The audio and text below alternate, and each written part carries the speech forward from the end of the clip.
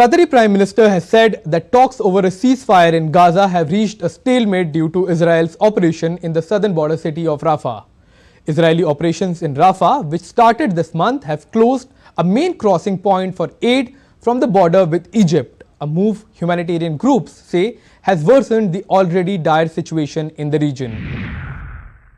Well, it's been actually a very long process, and especially in the past few weeks, we have seen some momentum building, but unfortunately, things didn't move in the right direction. And right now, we are in a status of almost a stalemate. Of course, what happened with Rafah has set us backward a little bit. Rafah, which straddles the border between the Gaza Strip and Egypt, is the name of Gaza's southernmost governorate as well as of the crossing into Egypt's Sinai.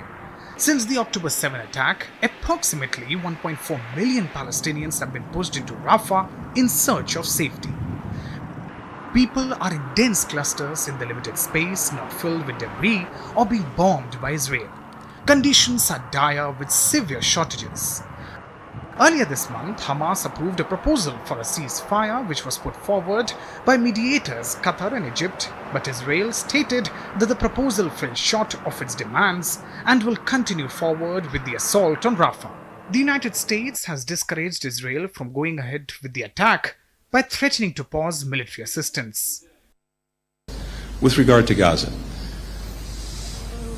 one of the deep concerns that we have is the impact of this limited operation that we've seen to date in Rafah on the ability to provide humanitarian assistance, because the two main points of access in the south, Rafah itself and Kerem Shalom, have been affected by the resulting conflict in the south. And we've seen at the very time when Israel was taking important and much needed steps to improve the provision of humanitarian assistance to Palestinians in Gaza, we've seen a negative impact on the fact that we have this very active conflict in the Rafah area. Yet Israel has gone ahead with the attack on the southern city of Rafah. Fighting also raged in the northern Gaza refugee camp of Jabalia. They bombed our houses at the beginning of the war and 10 people were martyred.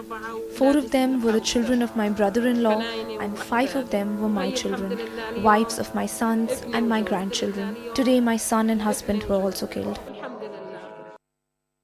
Currently, the ceasefire talks have reached an impasse.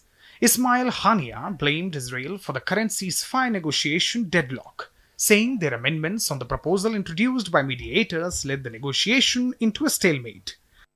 We recently announced our agreement to the proposal presented to us by brothers in Egypt and Qatar, which was known to the American administration and followed upon. But the occupation responded to this proposal by occupying and controlling the Rafah crossing and actually starting the aggression in the Rafah area and entering the Jabalia camp and the Zaytown neighborhood in Gaza City. And they made amendments to the proposal and put the negotiations at an impasse. The ceasefire and the instability in the region created by this conflict is said to be a priority at the 33rd Arab Summit. As mediation talks continue, it is imperative that a ceasefire is brokered at the earliest. The ongoing conflict has caused devastation beyond measure, and it is essential that peace is prioritized now.